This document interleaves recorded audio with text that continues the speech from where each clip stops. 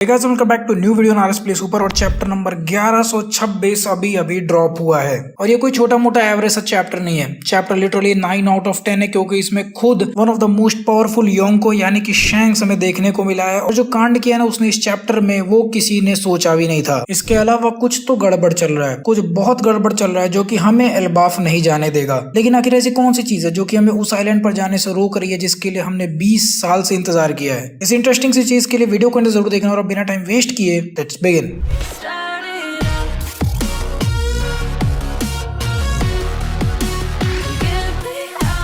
Chapter number 1126 इस chapter का title है टेकिंग रेस्पॉन्सिबिलिटी। और बेसिकली इसका टाइटल उसी चीज से इंस्पायर्ड है जो कि शैंक्स ने इस चैप्टर में बार्थोलोम्यू के साथ किया है। उसके बारे में अभी हम चैप्टर के बीच में बात करेंगे। बात करें कवर पेज की तो हम देख सकते हैं यामाटो यहाँ पर एक सोबा शॉप में गई हुई है। बेसिकली वहाँ पे रामेन वगैरह मिलता है। वहाँ पर उसको ये न्यूज मिलती है कुछ बच्चियां कुरी से गायब हो गई हैं। कुरी मतलब जिस टाउन का राजा वो हुआ करता था अपना कोजुकी ओडेन, उसी के टाउन से कुछ लड़कियां गायब हो गई हैं। और अगर तुम यामाटो की हाइट भूल गए थे, स्पेशली मैं तो भूल ही गया था, तो इस चैप्टर में देख के क्लियरली पता चल रहा है कि वो बैठी हुई है, फिर भी वो जो बगल में सोबा शॉप की ओनर है वो उसके बराबर भी नहीं आ पा रही है। बहुत बढ़िया ये। एनीवे चैप्टर स्टार्ट होता है, हम देखते हैं कि लूफी अपने 4 पुराने जायंट दोस्तों से मिलता है, जिसमें से 2 उसको वाटर 7 वाले आर्क में मिले थे, और डोरी और ब्रोगी को तो तुम जानते ही हो। तो वो जायंट्स उसको बोलते हैं कि लूफी भैया, आपको वाटर 7 पे छोड़े हुए काफी टाइम हो गया है और हम लोग सोच रहे थे कि कितना इंतजार करेंगे, इसीलिए अपने कैप्टन से मिलने हम खुद ही लिटिल आइलैंड पर पहुंच गए। तो लूफी पूछता है कि अच्छा फिर क्या हुआ। तो वो जायंट्स उसको बताते हैं कि जब हम वहां पहुंचे तो हमारे दोनों कैप्टन मिलके एक दूसरे से लड़ रहे थे और अब तो उनके हाथ में कोई वेपन भी नहीं था।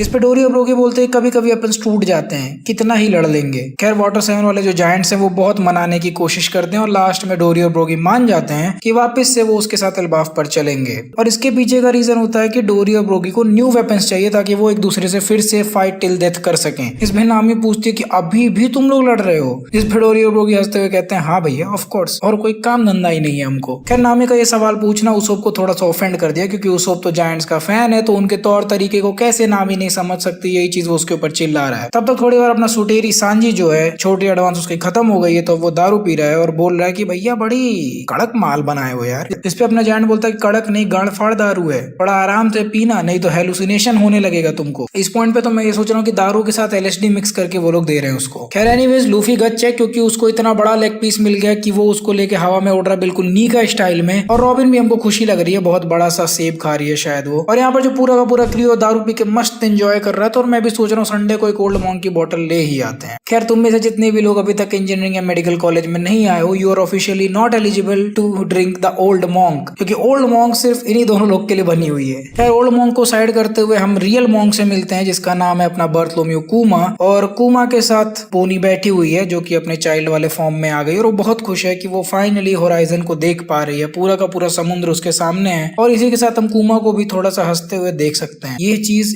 इतनी सेटिस्फाइंग है ना कि मैं तुम्हें क्या बताऊं। जितना कूमा ने सहा है अपनी पूरी जिंदगी में, एक ये हंसी जो छोटी सी है ना वो एकदम प्राइसलेस लगती है। कभी कभी ऐसा लगता है कि ऐसी हंसी शायद ही कोई इस दुनिया में जी पाएगा। एनीवे उसके बाद सीन शिफ्ट होता है और हम पहुंचते हैं एक बहुत ही गजब के आइलैंड पे, जिसका नाम है गार्टेल आइलैंड। और यहाँ पर करीब 1 महीने पहले कुछ हुआ था जो कि सही नहीं हुआ था। अगर तुम्हें गार्टेल आइलैंड नहीं याद हो तो जो अपना बार्थोलोम्यू था, यानी कि जो अपना लूफी का फॉलोअर था, उस बंदे ने शैंक्स के फ्लैग को पूरे सिटी के बीचों बीच जला दिया। और भले ये चीज तुम्हें छोटी लग रही हो कि भाई एक फ्लैग ही तो जलाया, लेकिन एक्चुअली में वन पीस के वर्ल्ड में फ्लैग जलाने का मतलब लिटरली तुम उन्हें वॉर के लिए चुनौती दे रहे हो। ये काम लूफी ने वाटर 7 में किया था, जो कि पूरी तरह से पूरी दुनिया को शॉक कर दिया था। और यहाँ पर एक चीज पढ़ के मुझे बहुत ही ज्यादा अचंभित हो रहा हूं मैं, क्योंकि ये पूरा कांड 1 महीने पहले हुआ था। क्या तुम्हें याद भी है कि किस एपिसोड में हमने देखा था कि बार्थोलोम्यू ने फ्लैग जलाना स्टार्ट किया था? मैं सच बता रहा हूँ भाई, मेरे मांगा को स्टार्ट करने से पहले का ये सीन है। मतलब मैंने ये सीन एनिमे में ही देखा है। जब से मैंने मांगा पढ़ना स्टार्ट किया है और उसके कुछ समय बाद उसको रिव्यू करना स्टार्ट किया है, उससे काफी पहले ही मैंने ये सीन देख लिया था एनिमे में। यानी कि ये बात हो रही है करीब करीब 2021 की। 3 साल हो गए भाई। मेरे को 2 साल का एक्सपीरियंस भी हो गया सॉफ्टवेयर डेवलपमेंट में। मेरी बीटेक खत्म हो गई यार इस बीच में, जो कि ओडा ने बस 1 महीने का टाइम गैप रखा है। मतलब ठीक है, मैं मानता हूँ कि वन पीस की स्टोरी थोड़ी सी ऐसी ही है, लेकिन यार it is not easy to accept कि वन पीस के वर्ल्ड में बस 1 महीना बीता है। मैं तो सच बता रहा हूँ, आधा साल निकल गया सिर्फ वेगा पंकम में से से सुनते सुनते। एनीवेज चैप्टर में आगे बढ़ते तो हम देखते हैं कि जो कुछ भी बर्थलोम्यू ने किया है उसके साथ एक्शन का रिएक्शन हो गया है, क्योंकि अब शैंक्स खड़ा है और बर्थलोम्यू झुका हुआ है। शैंक्स यहाँ पर बोलता है कि देखो यार, लड़कपन में आके तुमने जो बकचोदी की है ना, वो कोई छोटी मोटी चीज नहीं है। बहुत सारे पायरेट क्रूज और आइलैंड्स सिर्फ मेरे फ्लैग के दम पे जिंदा हैं, और अगर मैं तुम जैसे को बस अपना फ्लैग जलाने दूं तो उनके मन में डर बैठ जाएगा और मेरे दोस्तों को टारगेट बना लिया जाएगा। इस पे बर्थलोम्यू बोलता है कि आप बिल्कुल सही बोल रहे हो, प्लीज मुझे माफ कर दो, मैं सीधे दिमाग से नहीं सोच रहा था, और मैंने बचपने में जो गलती की उसके लिए मैं सर झुका के माफी मांगता हूँ। और हम देख सकते हैं कि बर्थलोम्यू लिटरली जमीन पे अपना सर पटक चुका है। पूरा शहर ये तमाशा खड़ा होकर देख रहा है और शैंक्स की आंखें बिल्कुल काली हो रखी हैं। बेसिकली वो बहुत ज्यादा उसकी झाटे लाल हो रखी हैं इस बात। खैर उसके हम देख सकते हैं शैंक्स का जो क्रूमेट है होंगो, वो बर्थलोम्यू को एक बहुत ही भयंकर जहर दे रहा है और बोल रहा है कि ध्यान से देखना, स्ट्रॉ हैट लूफी इसको एक ही महीने के अंदर पी ले। उसको आगे बताता है कि इसकी वजह से बहुत भयंकर दर्द होता है और इंसान तब तक खून फेंकता है जब तक वो मर ना जाए। वो आगे बोलता है कि हम तुम्हें माफ कर देंगे अगर तुम्हारा बॉस रिस्पॉन्सिबिलिटी लेगा। इस पे बर्थलोम्यू का क्रू बोलता है कि हम किसी भी हालत में ऐसा नहीं कर सकते। और जब तक ये बोल ही रहा होता है कि तब तक अचानक से बर्थलोम्यू उस जहर को अपने मुंह में पकड़ता है और उसे पी जाता है, जिसको देख के हर कोई हैरान हो जाता है। उसका पूरा क्रू बोलता है कि रुक जाओ कैप्टन, मर जाओगे तुम, और छोटी मोटी मौत नहीं मरोगे, खून फेंकते हुए मरोगे। इस पे बर्थलोम्यू बोलता है कि मेरे को कोई फर्क नहीं पड़ता। लूफी भैया ने कभी ऐसा नहीं बोला था कि तुम मेरे साथ बैठ के शाके शेयर करो या फिर तुम मेरे नाम का झंडा लहराओ, और किसी भी हालत में मैं उनको अपने चूतिया में नहीं घसीटूंगा। उनका समय बहुत कीमती है मेरे जैसे चूतिया के ऊपर निकालने के लिए, और मैं एक चूतिया की जिंदगी जीने को तैयार हूँ जो कि बस एक एम्परर के रास्ते में आ गया और मर गया। और अपने आखिरी मिनटों में वो बोलता है कि हे भगवान, काश मैं लूफी भैया को पायरेट किंग बनते हुए देख पाता, मैंने एक चूतिया की तरह वो पूरा मौका खो दिया। और शैंक्स का रिएक्शन इस चीज को देख के बहुत ही ज्यादा कैजुअल लग रहा है, क्योंकि थोड़ी ही देर में जहां बर्थलोम्यू सोच रहा था कि तुम लोगों से अब स्वर्ग में मिलूंगा, कि तब तक उसे डकार आती है और वो इस डकार से चौंक जाता है। थोड़ी देर बाद हम देखते हैं कि वो अपनी जहाज लेके वहां से निकल चुके हैं और वो खुश है कि शैंक्स ने उसे छोड़ दिया। वो इस बात का एक कंक्लूजन बनाता है कि वो जो जहर था वो एक फेक था और वो लूफी को किसी भी तरह से हार्म नहीं करता। बर्थलोम्यू इनफैक्ट ये भी कंक्लूजन निकाल लेता है कि जो 4 योंकू है वो उतने भी हरामी लोग नहीं है। शैंक्स तो काफी अच्छा आदमी निकला जितना उसने सोचा था। उसके बाद दूसरी तरफ हम देखते हैं कि शैंक्स यहाँ पर मुस्कुरा रहा है, जिसपे बेन बैकमैन उससे पूछता है कि मुस्कुरा क्यों रहे हो बड़े भैया। इस पे शैंक्स बोलता है कि लूफी के चेलों को देख के खुशी होगी यार, थोड़ी सी समझो बात को। लेकिन तब तक यसोप आता है और कहता है यार भैया, इतना भाईचारा देखने की आदत नहीं है, और थोड़ा सा साइड हटो ना, जिसने इतना कुछ किया है उसको थोड़ा तो देखना पड़ेगा ना यार। और तब तक उसोप का बाप यसोप गन तान के एक गोली मारता है, और शायद गोली बहुत जोर से मारता है क्योंकि सामने जो पूरा का पूरा शिप है वो तबाह हो जाता है। और इसी के साथ अनाउंसमेंट आती है कि आज के दिन गार्टेल आइलैंड के पास बर्थलोम्यू पायरेट्स को खत्म कर दिया गया, और इस बात का कोई भी प्रूफ नहीं है कि कोई जिंदा बचा है। हम इनफैक्ट देख सकते हैं कि लूफी का सर जो है वो उसके नाव से टूट कर यहाँ पर नीचे गिर रहा है। अब यहाँ पर देखो, मुझे चीज समझ में नहीं आ रही कि आखिर शैंक्स चाहता क्या है। अब यहाँ पर हम शैंक्स को देख तो सकते हैं कि वो खुश है, बट उसने यसोप को एक भी सेकंड के लिए नहीं रोका। मेरे ख्याल से वो लोग ये एग्जांपल सेट करना चाहते थे, क्योंकि इससे पहले हमने व्हाइट बियर्ड के भी केस में देखा था कि उसने एज के पायरेट्स को डिफीट किया, इनफैक्ट उन्हें पीटा भी और बाद में अपने शिप पर ले आए। शैंक्स के केस में भी ऐसा हो सकता है, क्योंकि यहाँ पर इनको डिस्ट्रॉय करना जरूरी था ताकि शैंक्स का नाम ना खराब हो, और बेसिकली अगर उसका नाम खराब हुआ तो बहुत सारे लोगों को पायरेट्स हंट करना शुरू कर देंगे। हो सकता हो शैंक्स उनकी हेल्प करे, क्योंकि अभी वो लोग इसी आइलैंड पे हैं, बट अब क्या होगा और कब होगा ये देखना बाकी रहेगा। खैर उसके बाद हम पहुंचते हैं एक और काफी इंटरेस्टिंग आइलैंड पे, और इस चैप्टर में हमें 3 योंग को एक ही बार देखने को मिल गए हैं, क्योंकि हम पहुंच रहे हैं पायरेट आइलैंड बी हाइव पर। और हम देख सकते हैं कि जो अपना पिजारो है, यानी कि जिसके पास आइलैंड फ्रूट है, उसके ऊपर पट्टी बंधी हुई है। और यहाँ पर ब्लैक बियर्ड पूछ रहा है कि ये सब इतना सारा कांड हुआ कैसे भैया, मैं इतने भी देर के लिए बाहर नहीं गया था। जिस पे पिजारो बोलता है कि इतना भी सिंपल नहीं है। खैर ब्लैक बियर्ड उसके मुंह पे अपना जूता रख के बोलता है कि तूने सुना नहीं कि दुनिया उलट पलट हो रही है, और पॉर्निग्लिफ सब कोई छोटे मोटे पत्थर नहीं रह गए हैं। हम एम्परर्स को एक दूसरे को चीर फाड़ के उन्हें खोजना पड़ेगा। और तुम्हें क्या लगता है इतने चीर फाड़ के बीच में गवर्नमेंट चुपचाप साइड में देखती रहेगी? हम तब तक नहीं जीत सकते जब तक हम तैयारी पूरी नहीं करेंगे। को भी हमारे लिए बहुत इंपॉर्टेंट था, और तुम मुझे बस ये बता रहे हो कि वो यहाँ से निकल गया। जिसपे पिज़ारो उसके सामने भीख मांग रहा होता है, आई एम सॉरी बोल के, कि मुझे नहीं पता चला कि कब क्या हो गया, मुझे कुछ समझ में नहीं आया। दूसरी तरफ हम देख सकते हैं कि जो ब्लैक बियर्ड के क्रू में जायंट है, जिसका नाम संजुआन वुल्फ है, और जाने दो इसका नाम, वो इधर उधर बिल्डिंग्स को सही कर रहा है, जो कि गार्ड के क्रू ने इधर इधर उधर कर दिया था और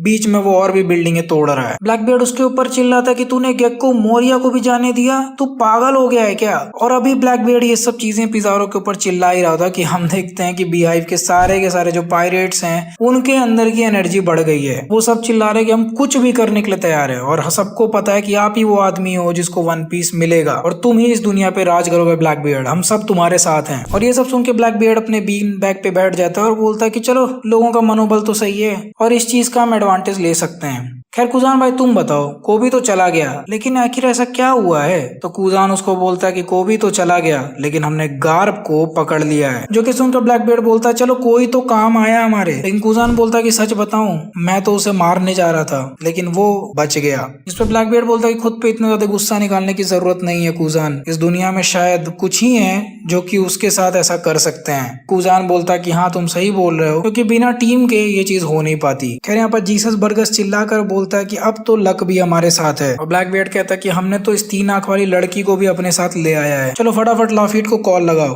देखते हैं क्या चल रहा है। खैर लाफिट को कॉल लगाने से पहले यहाँ पर बात करते हैं कुजान की। मैं सच बता रहा हूँ मेरा मन ये चीज बिल्कुल नहीं मान रहा कि कुजान एक्चुअली में गार्प को बिना किसी मोटिव के पकड़ेगा। जहाँ तक मुझे लगता है ये गार्प और कुजान का मिक्स्ड प्लान है। यहाँ पर ये दोनों मिलकर देखना चाहते हैं कि आखिर ब्लैकबीयर्ड करना क्या चाहता है। तो कुजान वर्ल्ड गवर्नमेंट की हेल्प करे या ना करे उससे कोई फर्क नहीं पड़ता, वो हो सकता है वर्ल्ड गवर्नमेंट के खिलाफ भी काम करे, लेकिन जितना उसके कैरेक्टर को हम लोग जानते हैं, क्योंकि जितना उसके कैरेक्टर को हम जानते हैं उतना एस के भी कैरेक्टर को हम जानते थे, सो बेसिकली उस हिसाब से हम ये चीज पक्का कह सकते हैं कि ब्लैकबीयर्ड जैसे पायरेट के सामने वो तो नहीं आएगा। और ब्लैकबीयर्ड की हेल्प करने के लिए उसके पास कोई ऐसा बहुत स्पेसिफिक रीजन नहीं है कि ब्लैकबीयर्ड ने उसके लिए कुछ करने का प्रॉमिस किया हो। क्योंकि अगर तुम ध्यान से देखो तो कुजान गार्प को कभी भी मार सकता था, अगर वो मारना चाहता तो पकड़ने के जस्ट बाद भी वो उसे मार सकता था। तो इतनी बुरी तरह से घायल करके गार्प को पकड़ने का मतलब यही है कि वो बस ट्रस्ट चाहता है ब्लैकबीयर्ड पायरेट्स का, ताकि उनके अंदर डीपली घुस के कि वो खुद को संभाल ना पाए। एनीवेज लाफिट ने फोन उठा लिया तो देखते हैं कि वो आखिर क्या बोल रहा है। तो लाफिट इस समय नेवी के एक शिपिंग हेडक्वार्टर में बैठा हुआ है और बेसिकली ये वही जगह है जहाँ से कई सारा सामान उठ के रेड लाइन के ऊपर जाता है सेलेस्टियल ड्रैगन्स के पास। तो ब्लैकबीयर्ड उससे पूछता है कि आखिर रेवोल्यूशनरी आर्मी आजकल क्या कर रही है। तो लाफिट उनको बोलता है कि लगता है इनका आंदोलन बहुत काम आ रहा है, क्योंकि रेड पोर्ट के पास जितने भी लिफ्ट हैं वो सब टूट रहे हैं जब भी वो उनमें खाना लोड कर रहे हैं और दूसरे देशों से भी खाना आना यहाँ पर बंद हो चुका है। किसी तरह से अगर नेवी खाने का सामान ले भी आती है तो भी वो लोग इन लिफ्ट्स को टूटने से नहीं बचा पा रहे हैं और अगर ऐसा ही चलता रहा तो ये सेलेस्टियल ड्रैगन सच में भूखे मर जाएंगे। ये चीज तो हमने उम्मीद नहीं की थी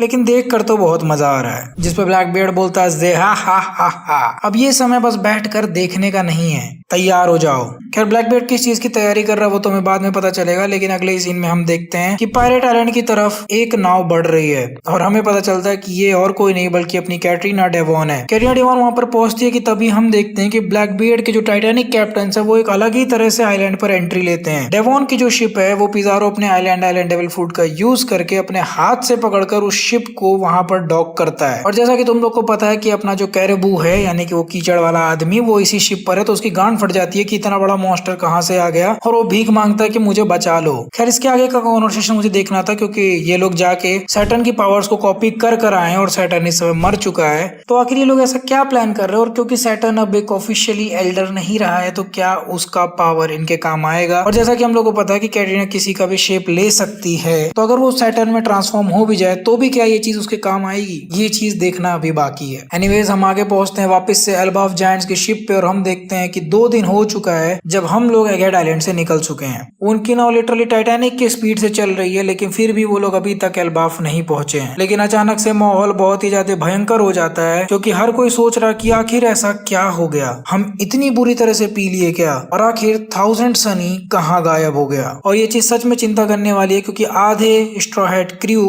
यहाँ से गायब हो चुके हैं, उन्हें 1000 सनी वाली शिप कहीं भी नहीं मिल रही है और रॉबिन का बस पहला रिएक्शन यही है कि शायद उन्हें बड़ी सी मछली ने खा लिया। खैर अब उन्हें खाया या नहीं खाया वो तो नहीं पता, लेकिन फाइनल सीन में हम देखते हैं कि नामी एक कमरे में बंद है जहाँ पर पूरा अंधेरा है और कोई चिल्लाकर बोल रहा है नामी उठो। फिर नामी की आंखें धीरे से खुलती हैं, वो उठती है और वो देखती है कि उसके कपड़े भी बदल चुके हैं और उसको थोड़ा सा हैंगओवर हो रहा है क्योंकि उसने थोड़ा ज्यादा दारू पी लिया था। लेकिन जब वो उठती है तो वो देखती है कि हैंगओवर नहीं टर्नओवर हो गया पूरा का पूरा, क्योंकि अब वो कहीं और है और किसी और जगह पर फंसी हुई है। उसके कपड़े भी बदल चुके हैं, उसके पीठ पर एक तलवार है और अब उसे नहीं समझ में आ रहा कि वो कहाँ है। और इसी के साथ last line where is this foreboding place के साथ चैप्टर नंबर 1126 खत्म। सो गाइस मांगा खत्म, बट मेरी वीडियो नहीं, आओ बकचोदी करते हैं। और सच में बहुत इंटरेस्टिंग बात है ये। सबसे पहले भाई आखिर नामी कहाँ पहुंच गई है। तो अगर इस पैनल को ध्यान से देखो, जो कि हर कोई इस बारे में बात कर रहा है, तो ये पैनल देखकर ऐसा लग रहा है कि एक लेगो हाउस में नामी बंद है। बहुत सारे लोग का अंदाजा ये है कि ये प्रिंस लोकी का प्ले हाउस हो सकता है। लेकिन आखिर ये लेगो जैसा क्यों दिख रहा है? लेगो अगर तुम्हें नहीं समझ में आ रहा तो जो बिल्डिंग ब्लॉक्स वाले होते हैं ना, उनको जोड़कर कुछ बनाते हैं, ये वैसा ही जगह दिख रहा है। लेकिन आखिर लेगो जैसा क्यों है और इससे आखिर ओडा सेंसेई क्या बताना चाहते हैं? देखो नामी का ये जो पूरा आउटफिट है ना, वो पूरी तरह से फीमेल वाइकिंग वॉरियर्स जैसा है। इसके अलावा जो लेगो का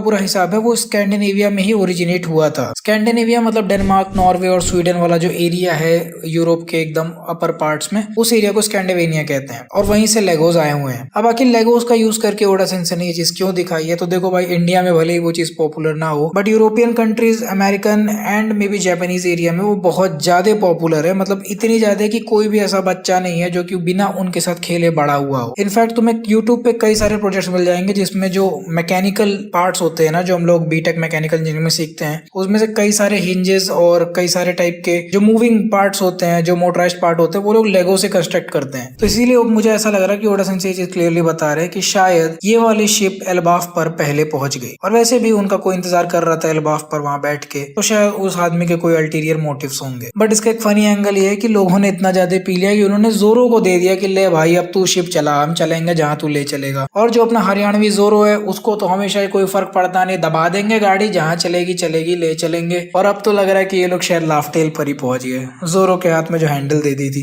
खैर ये तो एक बात हो गई, बट इससे भी ज्यादा शॉकिंग बात जो मुझे लगी, और सच में ये बहुत शॉकिंग बात है, कि जिस चैप्टर में बर्थलोम्यू ने शैंक्स का फ्लैग जलाया था, उस चैप्टर का नंबर है 875। और जानते हो वो कब रिलीज हुआ था? अगस्त 2017 को। मैंने जस्ट 12th पास किया था उस समय। उसके बाद मैंने 2 साल का ड्रॉप लिया और फिर मेरी बीटेक खत्म हुई है और आज 2 साल का इंजीनियरिंग एक्सपीरियंस भी हो चुका है मुझे। 7 साल पहले ये कांड हुआ था और ओडा सेंसेई इसको बस 1 महीना बोल रहे हैं। Can you imagine it? मुझे ऐसा लग रहा है कि मेरे जिंदगी का मजाक बनाया जा रहा है। खैर अब जो कुछ भी है यही है, वन पीस का वर्ल्ड ऐसे ही चलता है और मुझे लग रहा है बस 2.5 साल ही हुए हैं वन पीस में जब लूफी अपने नाव पकड़ के निकला था। टोटल 2 साल का उसका ब्रेक और 5 से 6-7 महीने जो भी वो घूमे इधर उधर। और अगर तुम्हें भी जानना है कि ये 5-6-7 महीने में इन्होंने कौन कौन सा बहुत इंटरेस्टिंग चीज की है, तो इसके लिए चैनल को सब्सक्राइब कर लो, क्योंकि हम इन चीजों पे ही वीडियो बनाते हैं। फटाफट चैनल को सब्सक्राइब करो, वीडियो को भी लाइक कर दो। मैं तुम लोगों से मिलूंगा अगली वीडियो में। So until the next one, play on.